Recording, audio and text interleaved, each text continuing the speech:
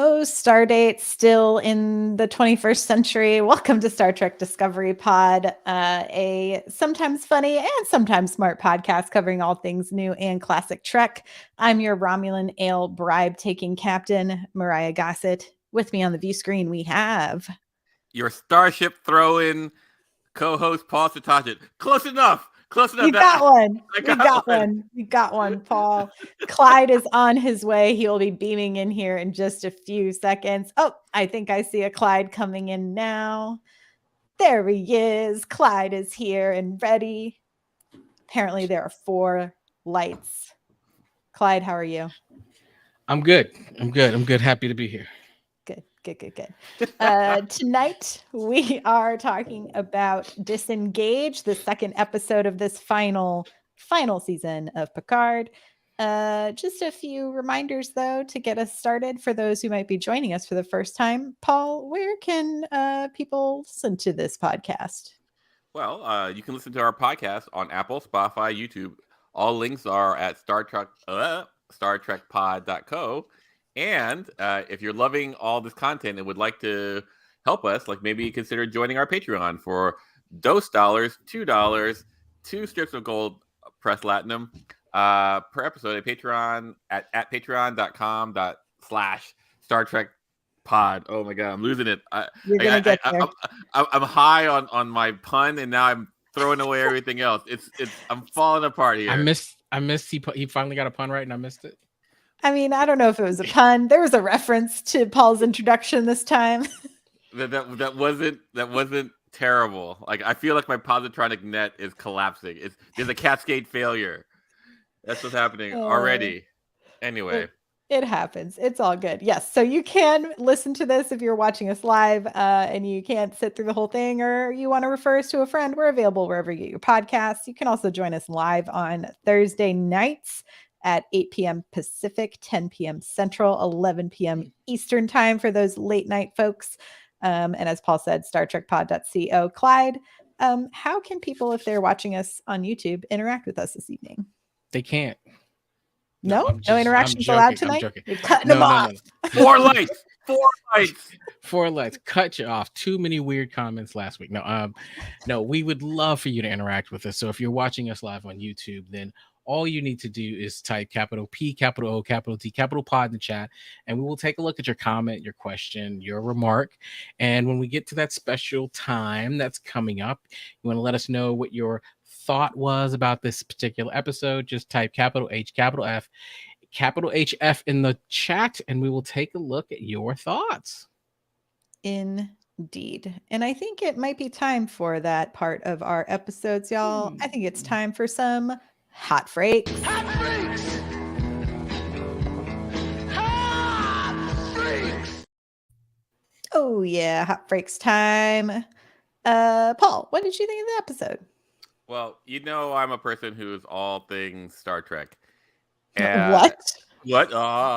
And I have to say that I really like things that are constructed well for what they are trying to do. For example, like this season of Picard is obviously prime nostalgia bait, right? And in every little bit of this episode that had the bit of nostalgia was so point. Like for when Worf enters and starts slicing people up, they have that that Star Trek music, dun dun dun dun, that variation on it. I'm going Klingon theme, baby. Yeah! It was spoiler, Worf shows up. But what? Yeah, no. As far as there are some things that I love about the episode. There's some things that I go might have been a little easier than I would like it to be, but we get that into it. But my hot freak is loving the nostalgia bait. All right, Clyde, thoughts? In a nutshell, I'm just trying to be Michael Dorn in my golden years. Like that's what I'm trying to strive for. I want an entrance like that. Maybe not with all the killing, but with that same type of gravitas. No, I thought this was a really good episode. I thought the first episode was interesting. It felt a bit like a setup. I ultimately think that it's better to watch these two together. Like on a rewatch, it just flows. I'm a little curious why they just didn't do a 2-hour season premiere. Because this felt like I felt like I was waiting to figure out what happens, and this delivered. Lots of action. I mean, again, I keep saying this, not a huge fan of the Rafi storyline, but the way they've interwoven Worf, and to Paul's point, bringing some of that nostalgia feels like it anchors it a little bit for me. And I'm like, okay, let's see where this goes. Yeah, overall, I think we got some questions answered. Spoiler alert: it's his kid. We You said it are last week. Father Jean-Luc Picard. Yes, and I'll say this: I think one of my favorite things is the way Riker handled the situation. Mm. Like, he just kept saying, Like, dude, "Do you see what I see?" Not like, "Hey," it's almost like he wants to, "Hey, dude, you know that's your baby, right? You know that's the baby's yours, right? We don't need Jerry Springer or anything, yeah. or Maury Povich. The baby's yours." But he handled it well, and so I thought it was a pretty good episode. Like, all things considered, this was a really good episode. Yeah, I think much like some of the other seasons of Picard, I agree with you, Clyde. I think this is going to be a better binge, because honestly, when this episode stopped, I was like, oh, this felt like a mid-act break for me. Like, I was ready for the next act of this episode, and it wasn't there. I also agree. I feel like Rafi's storyline, it feels like they're trying to do the campiness that I love of some Trek, but it's just not landing in the right way. And I don't know why. It doesn't help that poor Michelle Hurd is literally acting against a green screen. Like, there's no one there for her to do anything with for a lot of her scenes. I mean, the high points for me were Worf entrances and the introduction of our villain, the twirliest of mustachy villains I have seen in a long time. Who smokes weird cigars with a badass lighter. And I am ready to watch weird Amanda Plummer just tear up this screen. They should have started with her in season 1. Ooh, she is like good. I am here she for really it. is. And look, I agree with you, Myrriah. You know, thinking about Captain Vadic, when it ended, I was like, I need more. Like, it did feel like almost like an intermission in a movie. Like, what's I want to keep going, especially because we really just got to see her like start to find her groove a little bit. The beginning of the chase, right? It's like, follow that cab, and then I was like, I'm ready to follow that cab, and that's where the episode ended. Well, my response is like, are you tuning in next week? Yeah, you are. Yes. So like, yes, from that perspective, it's perfectly crafted, because you gotta see what's happening.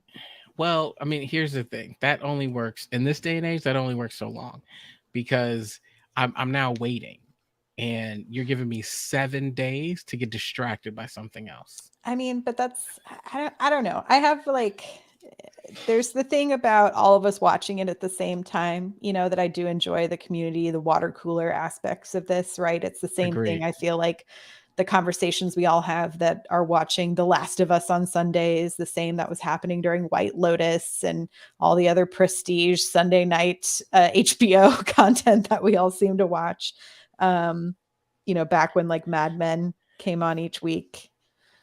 Well, Myrriah, I mean, look, for us, it's super helpful, because, you know, our beloved fearless leader, Mike, he's tried a number of podcasts with shows that were on Netflix. Like, he did a whole Marvel like podcast series, and it was always really hard when the entire season is dumped at once. It's like, how do you, like, it's tricky. Like, we get to go, we all watched it today. We're all going to talk about it today. We've got people in the chat. That is a great experience. When it's all dropped in, it's a different experience, and we get there. But I also, on the other hand, feel like I felt like I was broken up in the middle of a story. But I want to say, like, Vadic is just amazing.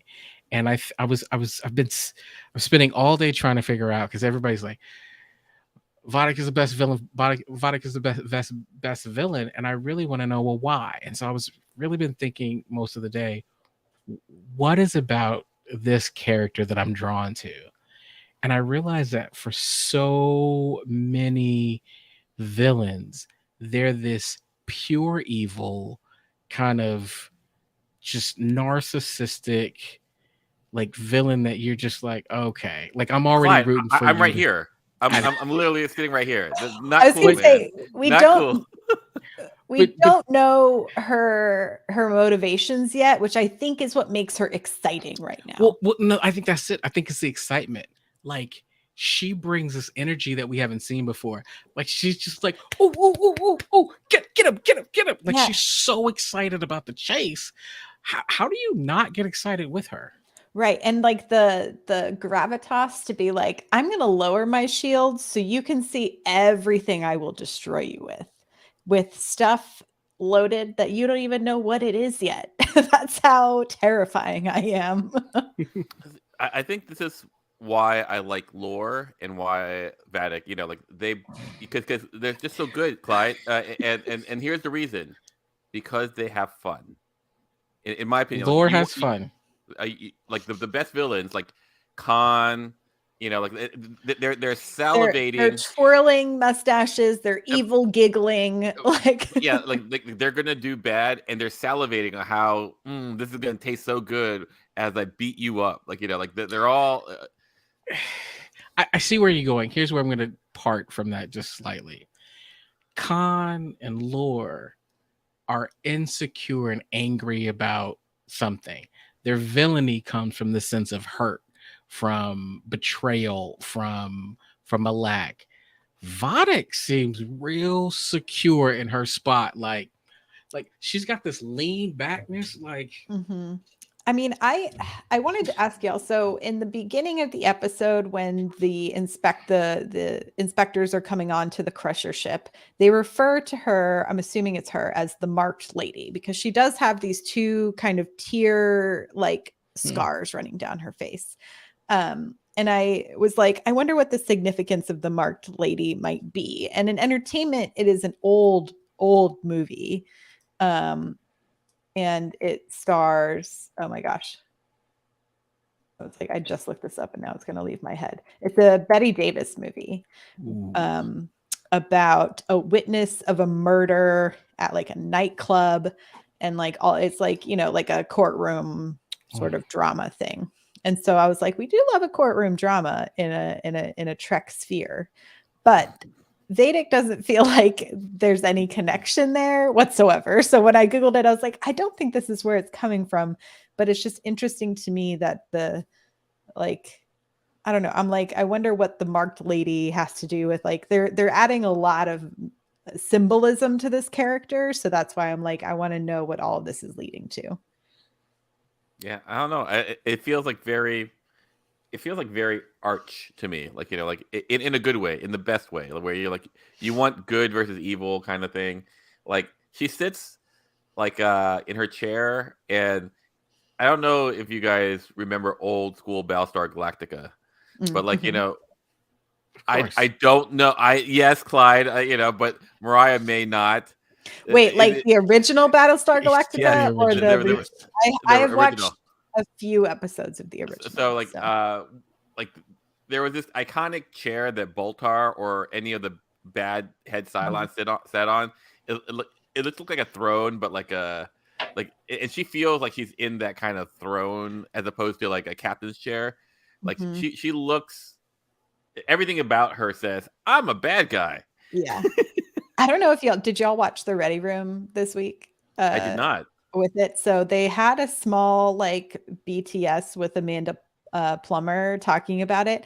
And she's like perched in like her set chair in this like very like I don't know how to properly sit in a chair way.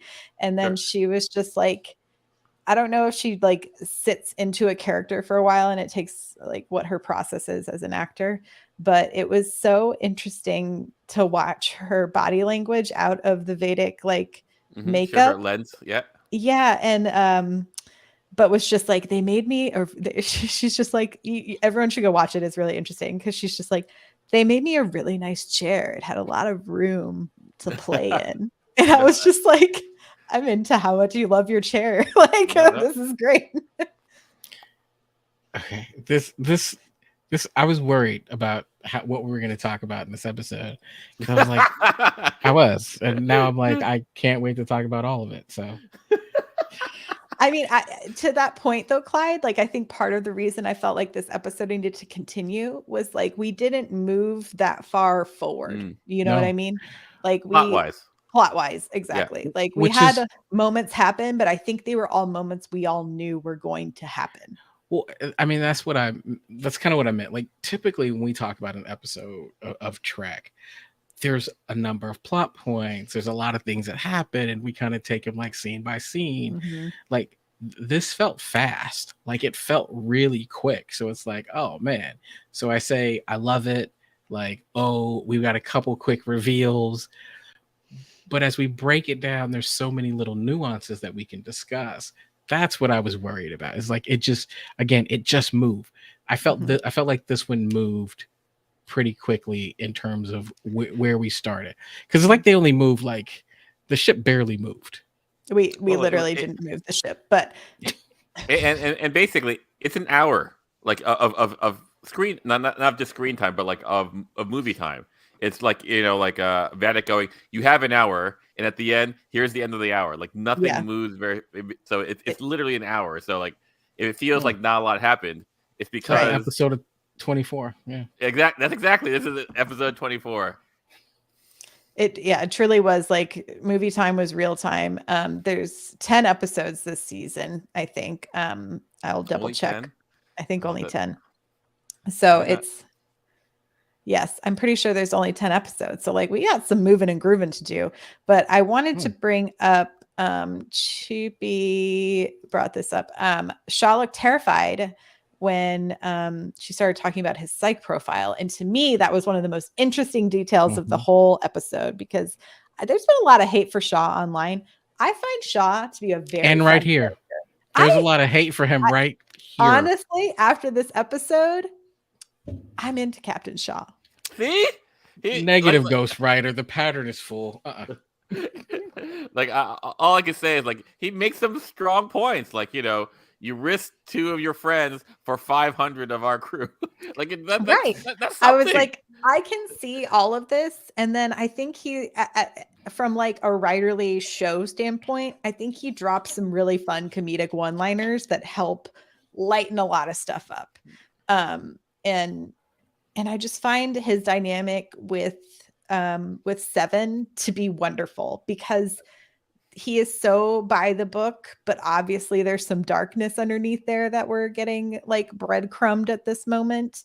And so I'm going to be really interested what drives his need to be so by the book. Yeah.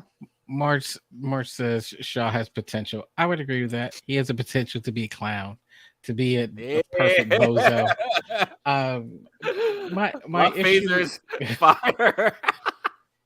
My issue with Shaw is I do find him funny at times, and I do find him to be this interesting plot device, because he kind of represents what any normal person who is not a fan of Trek would be thinking or reacting in this situation, right? To your point, why risk the lives of 500 for 2? We know, right, through seasons after decades, that at the end of the day, when these 2 go on a journey, they haven't been wrong about it. Yeah, the fate of the galaxy being at stake. So I look at this and because at this point he's just an obstacle to saving the galaxy, right? To saving the universe. That's how I look at it. I don't know, man. Like I remember that one time that Picard like almost destroyed the universe. Remember that? Almost, but he didn't.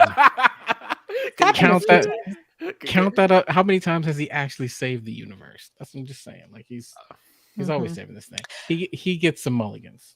I wanted to I wanted to talk about one of the things I really liked in last episode and this one is the world building of District 6 and sort of this like I like seeing some of the seedy underbelly. I really enjoyed I enjoyed Sneed, our Ferengi Yeah. like mob boss character with his prison face tattoos. I thought that was like Ferengis to me will always be campy on Mhm. screen because of the way that they're constantly depicted and then how they've chosen to work within the canon of Ferengi for the most part. I'll say Deep Space Nine challenges a lot of that, but this to me was like that perfect lower decks Ferengi moment. This felt like a lower decky scene, and I think that's why I liked it.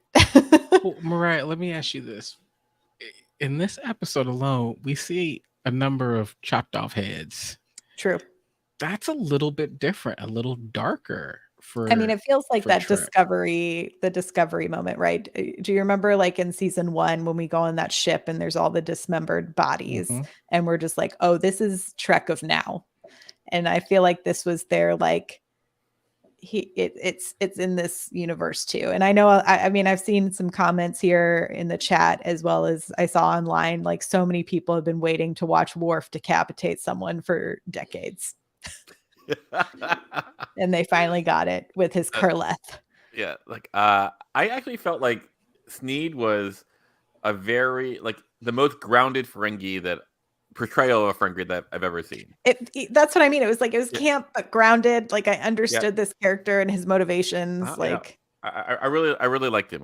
You know, the short time he was on screen.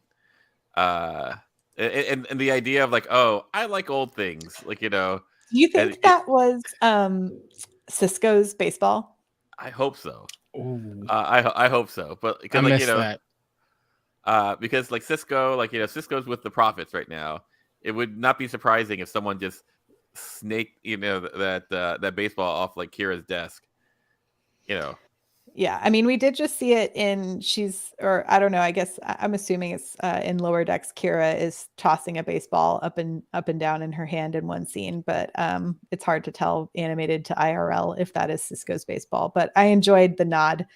There was also a Mugatu horns. I don't know if y'all caught that, but from our Lower Decks, the Ferengi who like to smuggle Mugatu horns. And I was like, these set designers had a blast. No, it was great. Like, you know, I liked his interaction. That's probably my favorite Ralphie interaction this season with Sneed. What did you think of this I think the other thing that isn't serving Rafi's storyline particularly well is the need for a lot of exposition dumps in her scenes in order Mhm. to move anything forward Sure. in that B plot. It's thankless. She's really doing Yeah, the it is. Lord's work of moving us forward to eventually connect these two at some point, I'm assuming. But we got an ex-husband reveal quickly in a back alley meeting, like a reminder of her son and it was like, oh, we're gonna just like quickly jump over all of this familial trauma for this character to move this plot forward. I've watched it twice now, and my thought both times has been the same. Like, what? That like almost got whiplash from how fast that happened. Mm-hmm. Yeah, for me, like I look at it and like she's always been a person who like mission first. Like, you know, like she's always been that person. So I think showing her that, like, you know, if it's between family and mission, I pick mission. You know, I think that shows who she is in a way that is. I think a lot of times the way it should be, like she would be a good Section 31 operative. Like, you know, I think she would be. Her talents are wasted. Yeah, for Michelle Hurd's sake, I hope they like spin her off into Section 31 in some way because I think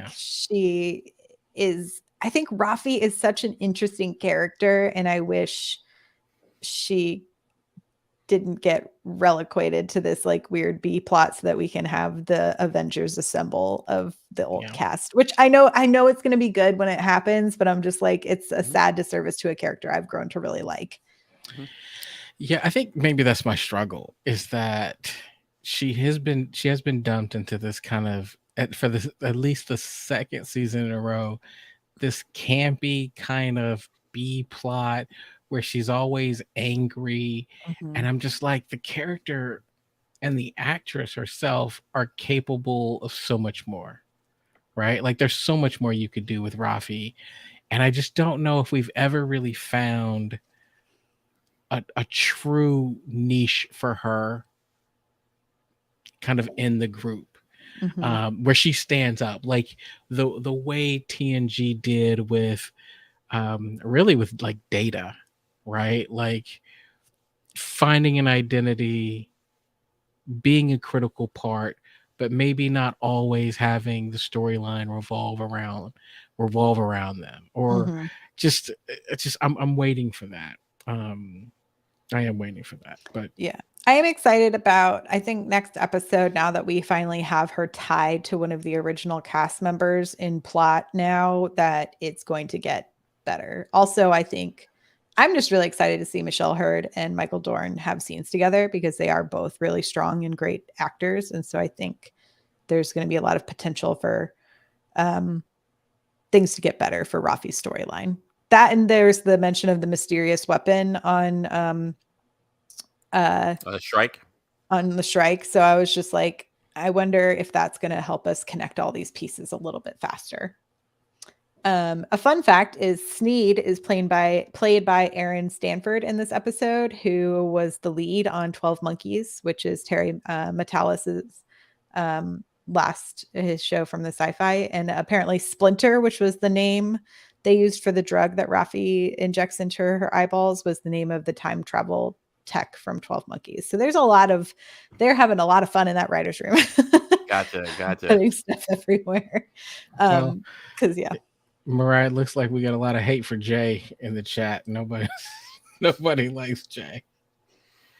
I don't Team know, Rafi, no one's feeling Jay. Like Jay seems like except like for a Paul. normal. Paul's gonna come to his defense. I'm just saying, like, here's this dude who's picked family over mission. Is that a bad thing? Because Picard does it at the end. I mean, I think here's the thing. I think everybody picks mission over family in the history of Trek, right? Like we don't see a whole lot. What happens when your family is the mission? Then it makes it easy for you to focus on family for that episode, or it's starting to feel like a Fast and the Furious movie in here. It's all about family. Yes, right. 1/4 light year at a time. I was trying to think I guess, we have to talk about the biggest elephant in the room, which is we confirm Picard has a son. He's apparently, based on timeline, 22, 23 years old. My biggest question, and I saw someone tweet this as a joke, and I think it's hilarious I think both hilarious and fun that Terry Metallis responds to a bunch of people's questions about these episodes on Twitter. I was like, bless you for taking this time to answer these people's trolley questions. Because someone said, how is Jack Crusher's is the Britishness so strong in the DNA of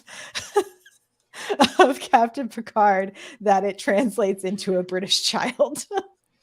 I mean, it's what it is. It's what it is. Hopefully they'll address it. Hopefully, but he said, no, it's not that. Just watch. That's all he said. So I'm assuming they're going to address it. He probably went to like a British preparatory school, is my guess. But I have to admit that. So there are two things about this that I thought about. One is I've seen a lot of titles and references to Jean-Luc Picard over the years. Admiral, captain, my captain, leader, friend.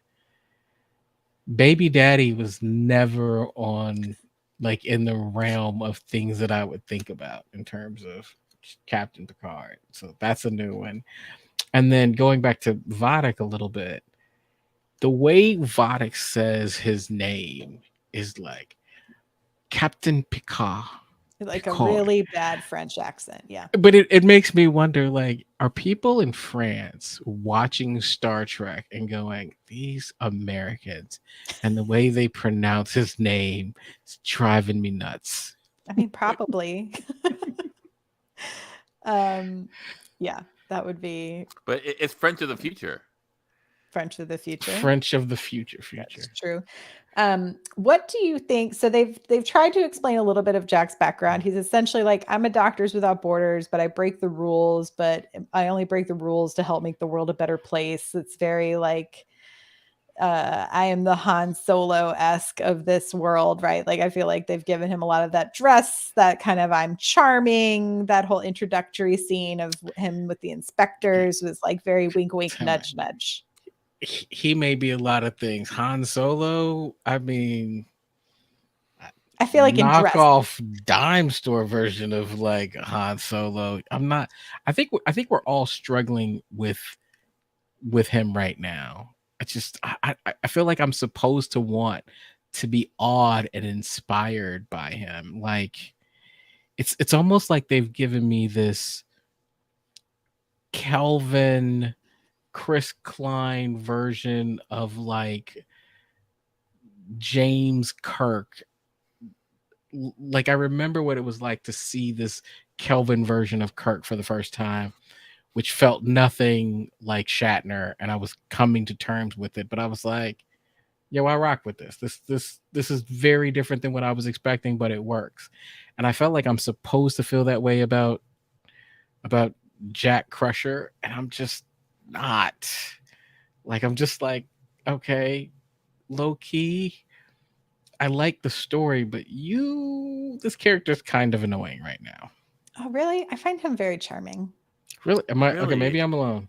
Really. I do not find him charming. I do not find him like annoying. I feel like he feels like a kid to me. Like he feels young. Him and I are the same age, by the way.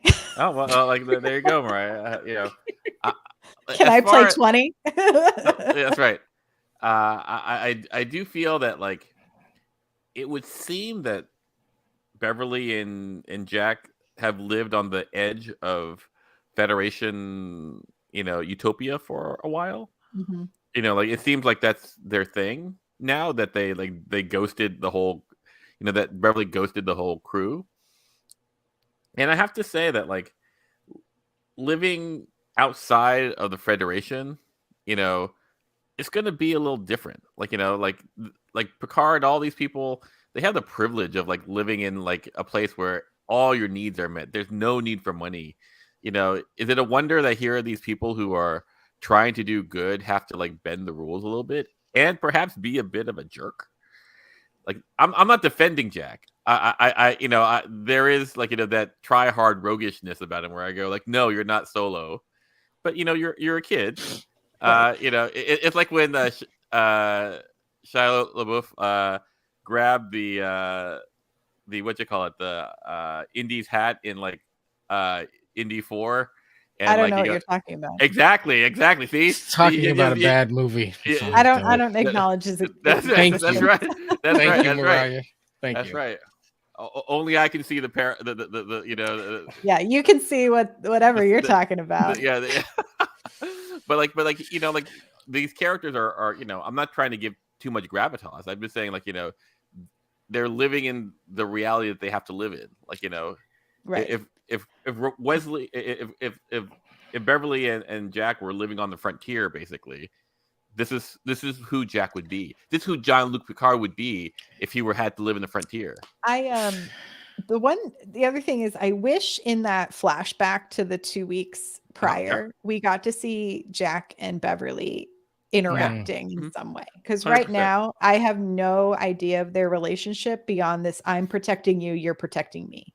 We've never 100%. Actually even seen them in the same room together at this point. Right. 100%. I feel like the flashback was, I don't want to say lazy, but like it didn't, you could have done more with it. Like, all is like, it just seemed like a showcase for like, oh, here's my fast talkingness, and that just seemed like, you know who it's not Han Solo. He reminds me of Star-Lord. Chris Pratt Star Okay. Lord. Now that I might be. There's a lot of people. So we've got a lot of. So we've said Star Lord, Choopy saying Dollar RL, Marge is saying Rios, and I'm like, definitely not Rios. I immediately liked Rios from the moment he was on screen. I was like, that dude is the coolest dude. Like he's on the short list of coolest Star Trek characters ever. Rios is. You're like him and more. That is a Paul opinion. But I love what you said, because I was like, I don't really feel Dar RL, because I felt like Dar really was young.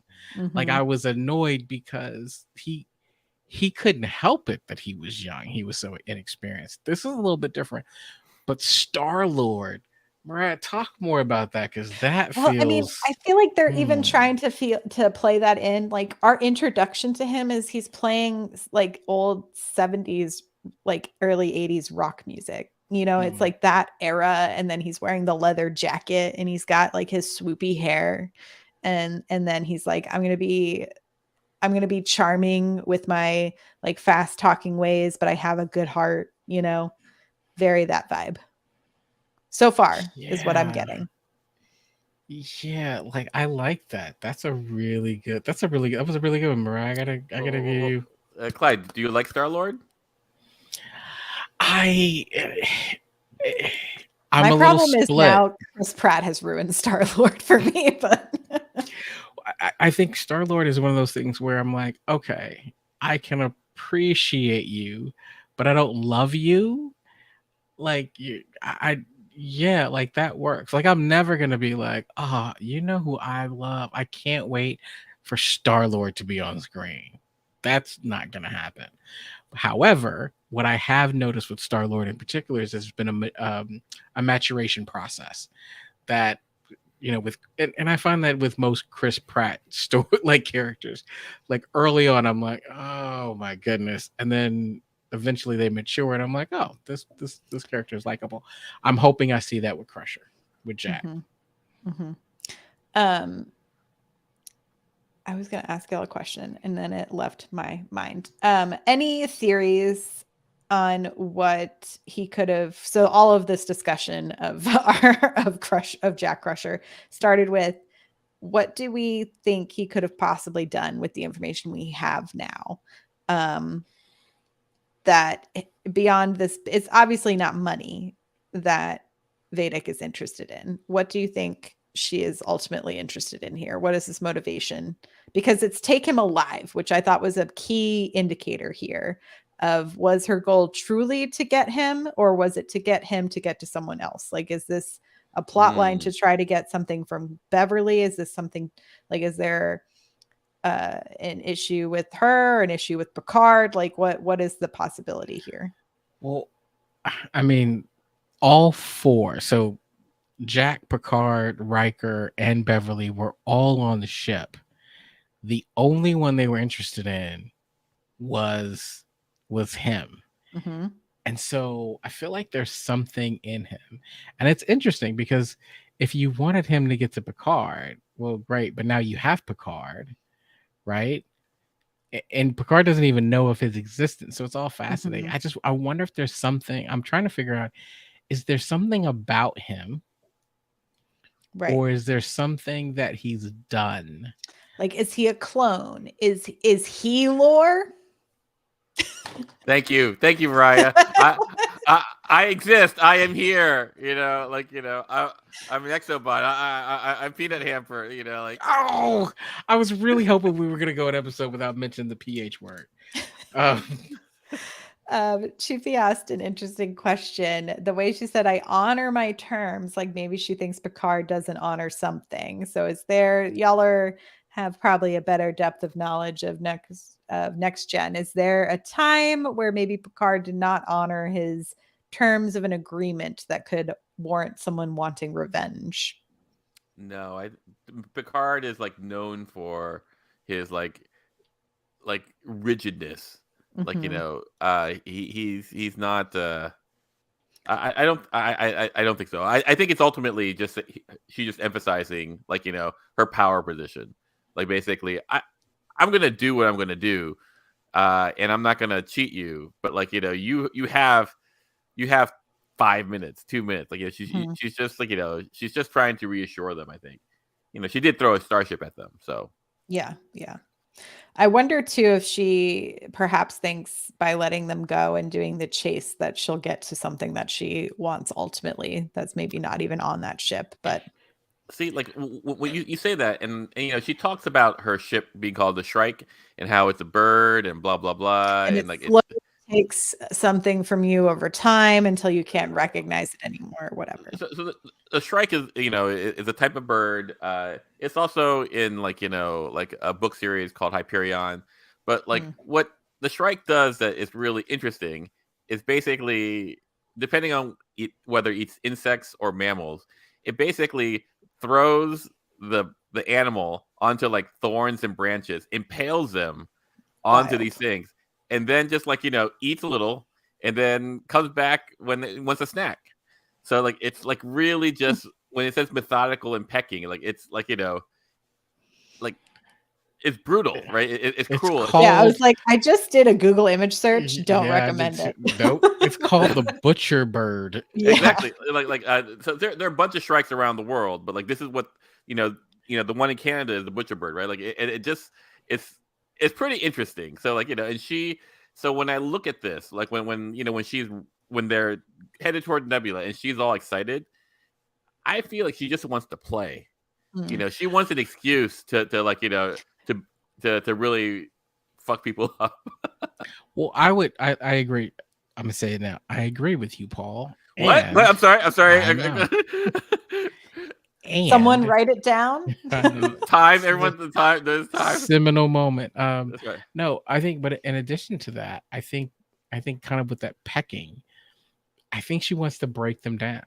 Like she knows they're gonna run. She knows what they're gonna do. She clearly knows so much about this crew, right? Right. Like she hasn't been know surprised once. Yeah. that Shaw has a psych background. Like there's something in his psych. She knows everybody's business. Mm-hmm.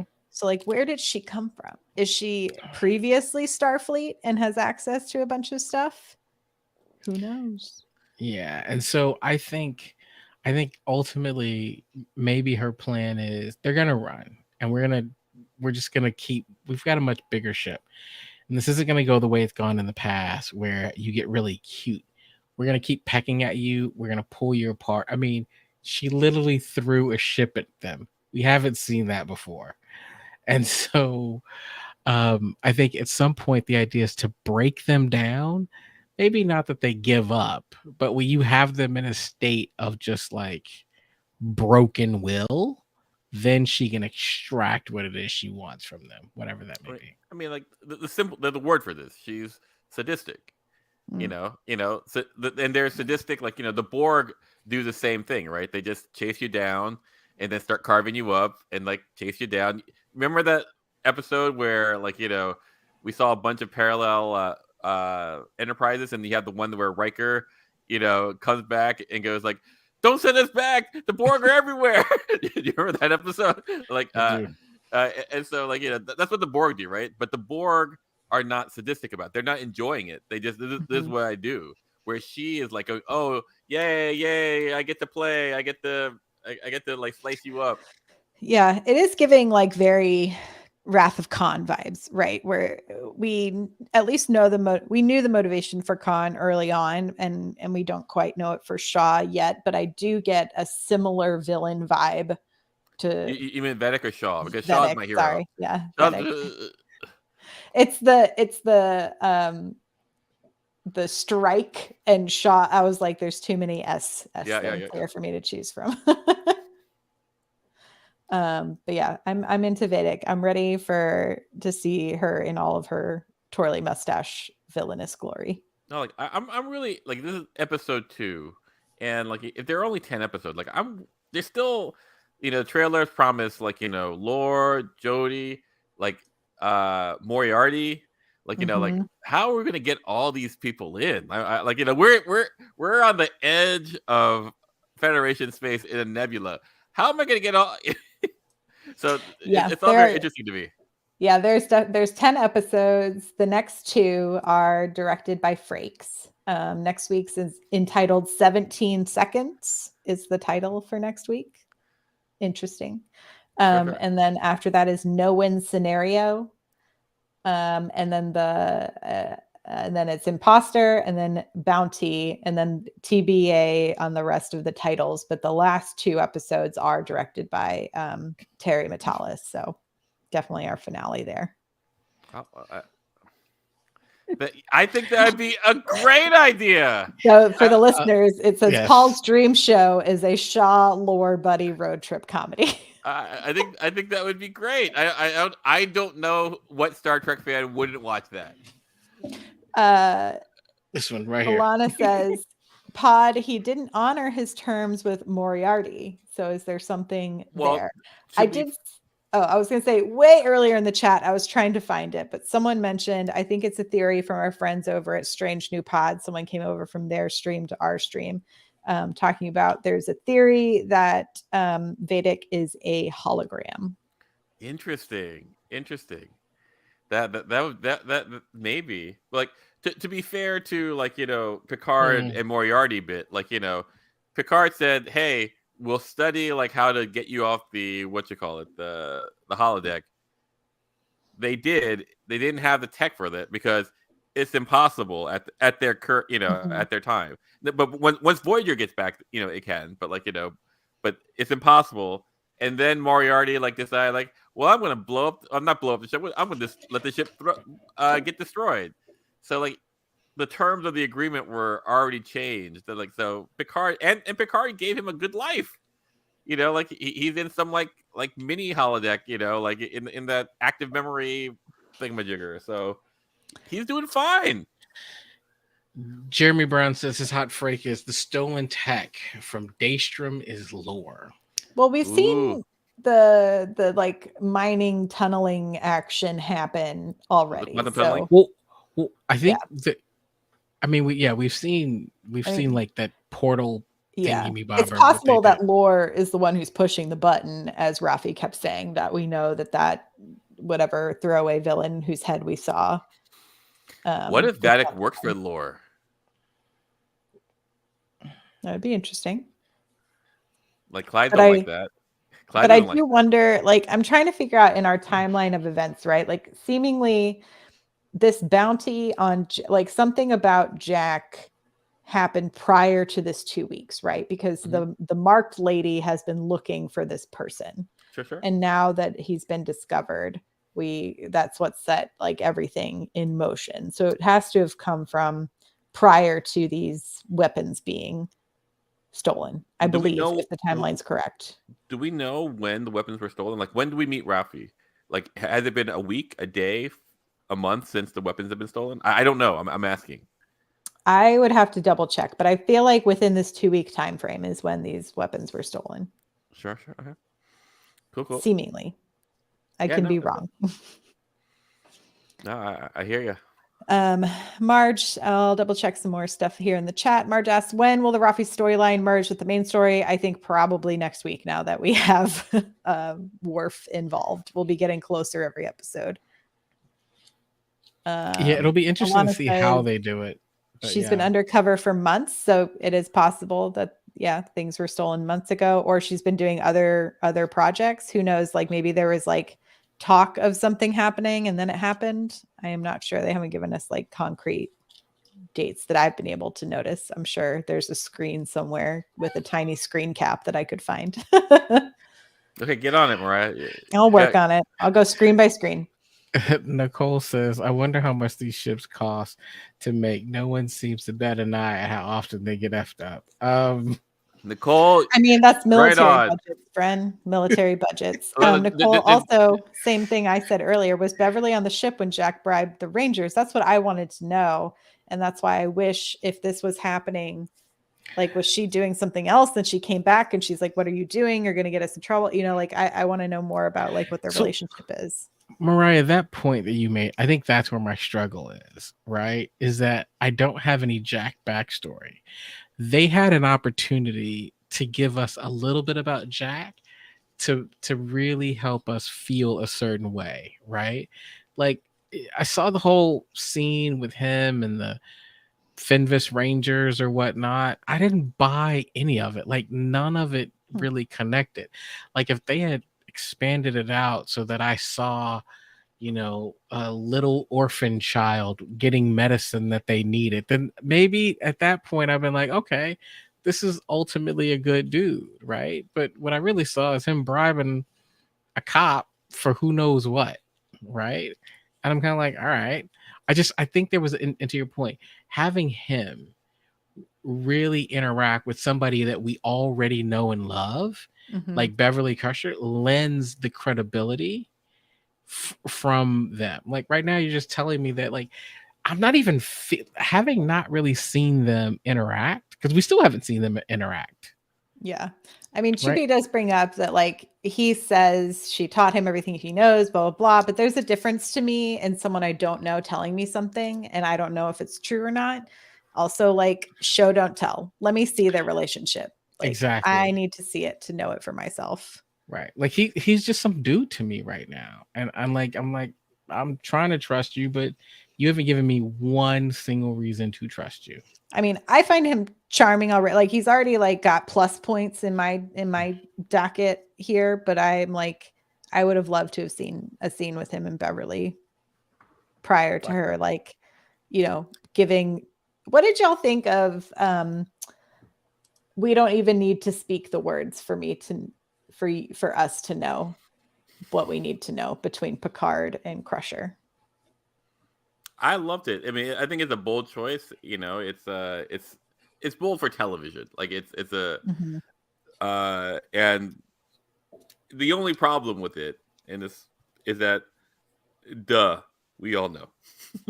like the moment Riker says it, like that's something says it explicitly. I think we all suspect it since, like, they broke up 20 years ago and the kid looks 20 or look Myrriah's age.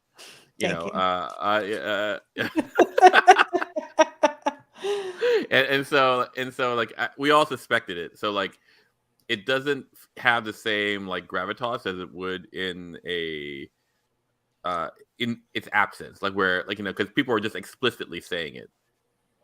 But I think like, having her say it like, Jean-Luc, Jack is your son, would have been so laughable.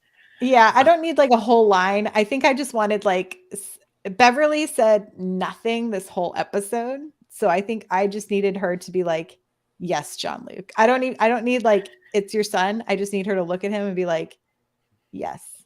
See, I didn't need it. But look, I am a admitted, confessed, hopeless romantic. I am. And I look at Jean-Luc and Beverly, and every time you tell me that they've tried to get together and it hasn't worked, I'm still here for that romance. I'm here for the golden age romance. I still want it. I still want them to have feelings and emotion and try and figure this out and make it work in their late 60s. I know I'm goofy, but I love it. And so what I saw her look at this person who she has such a connection with, that even though it's been 20-ish years, that they can look at each other across the room and he knows everything she's saying in a glance. Yeah, I'm gonna say that I'll admit that sign me up for that. You got me with that. I'll be honest. What do you think about Laris in this situation, though? I forgot all about Laris. I mean, I love Laris. I think they wanted you to forget all about Laris in that moment. Listen, I love Laris, but I told you in the episode when she leaned in and hugged him and did that little pat on the shoulder, that was her saying, holla, like so long, buddy. I don't mean to be this way about it, but like, is it a surprise that that Picard ends up alone? He's just so rigid. Do you think he'd be good in a relationship? Oh, silence. Silence. I'm just saying, like, like I mean, if the he's got. I think here's the I got thing. distracted by something in the chat. That wasn't what the silence was about. Yeah, I was Um, like, unfortunately, something like not great Yeah. happened to one of our regulars, so we're very sorry that happened. Just glad you're okay, man. yeah. Just glad you're I'm okay. glad you're okay. But what I was going to say is that I think in our society, and I think it's a universal thing, and that's why it's in all shows too, right? Is there's so much emphasis on romantic love, and I will say, Picard obviously has deep relationships with a lot of people across the series, but I think it's interesting that they've kind of made a point to say he's disconnected from almost everyone in the last 20 years. And so I don't think he's good at relationships. yeah, I don't think like Kirk was the same way. Like there's this, and in a way, like Janeway was this way. Like Right. there's this like kind of curse of being a good captain costs It's like you. Pike is also not great at it either, Exactly. like It's Mhm. all like it's mission before happiness. Mhm. And Do you think it's possible to be a good captain and to maintain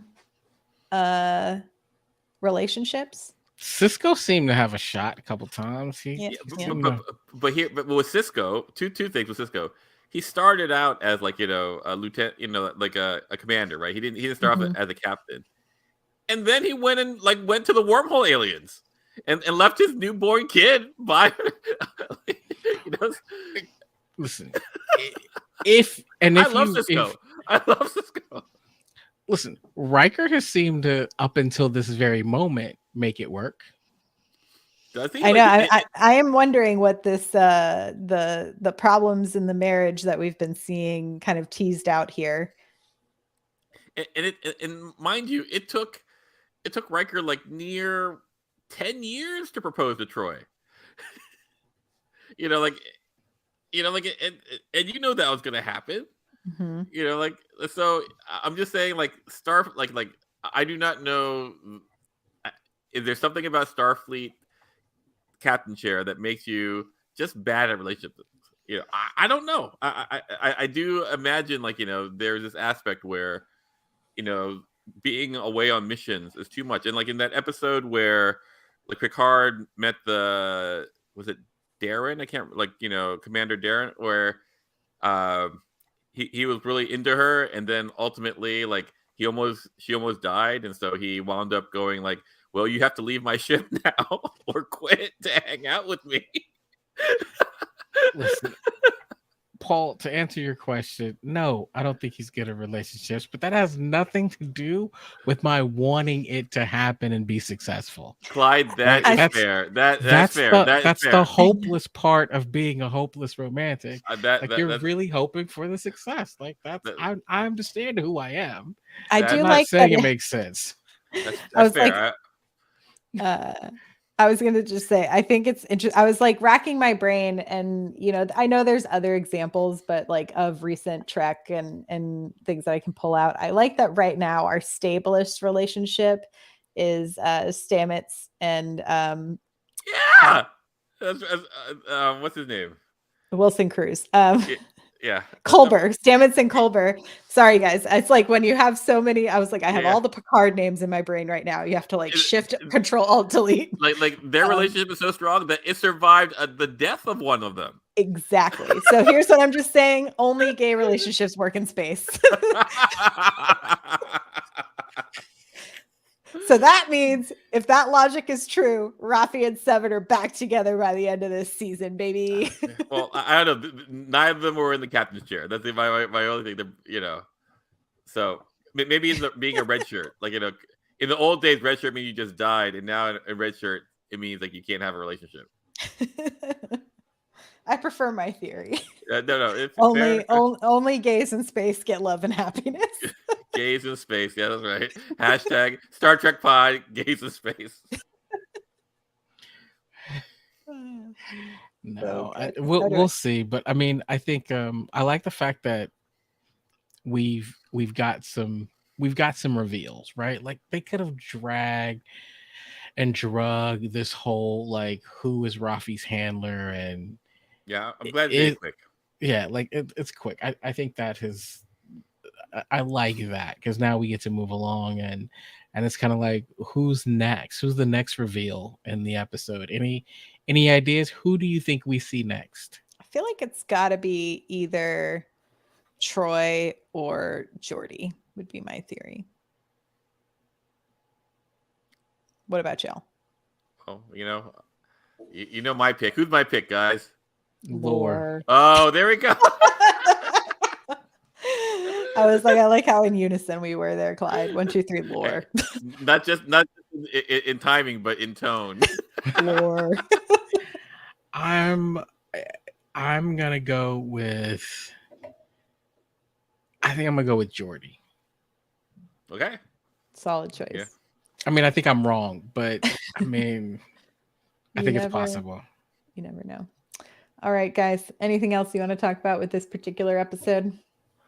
I think we hashed it out. Like I think I was like, right now our episode's technically longer than the episode, so I think we. Yeah, I was just gonna say a couple quick things. One, part of me still trying to figure out: are they setting us up for something else? Not from a plot standpoint, but like series standpoint. From a series standpoint, like will this spawn another show? And it's tough because you've got a whole bridge crew, and outside of Crash LaForge, I can't tell you one person's name because it's not really about them. Mm-hmm. And so I'm trying, and please, I'm not ready for a Jack Crusher spinoff. I'm just not there. But I'm trying to just get a sense of what else. Now it sounds like there are a lot of people here. I'm not one of them that might sign up for a Shaw spinoff. But I'm not that guy. What if it's a Vedic spinoff? Like it can go completely anti. Like here's how like villains work in in Star Trek times. I mean, I wouldn't be mad at that. I still am pushing. I think Paramount needs to have a Klingon show, but that's just Klingon Game of Thrones. Yes, I want it. Ooh. I need it. I need all the family drama. Klingon, Klingon, the Way of Honor. Boom. Perfect. All right, Paul, we'll start writing that this weekend. You had me at Batleth. Yeah, I'm excited. I'm still trucking along. I can't wait to see what happens next week. So far, I'm pretty happy with the series. So I'm ready to stick out the ride. I'm all in. All in. Ready for the poker game, y'all. Thank you all so much for joining us this week. We will be back again next week, same time, same place, talking about Picard. We'll be here for the live stream, or you can listen to the audio episodes to this podcast. You can find them on Apple, Spotify, and more, StarTrekPod.co. You can also find links to our Patreon there. Also, if you all listen to the audio, we would love if you can give us a review on Apple Podcasts. We would appreciate that. Clyde, where can people find us on Twitter? You can find us at Star Trek Pod. Thank you to Karen, who runs and holds down our Twitter. What's up, Karen? Thank you, Karen. We appreciate you. And yeah, we've got some fun, like happy birthday tweets. It was Jerry Ryan and Celia Gooding's birthdays this week. There's some fun stuff on our Twitter feed. You should go check it out. And we will see you all next time here on Star Trek Discovery Pod. Live long and prosper. Bye-bye. Bye.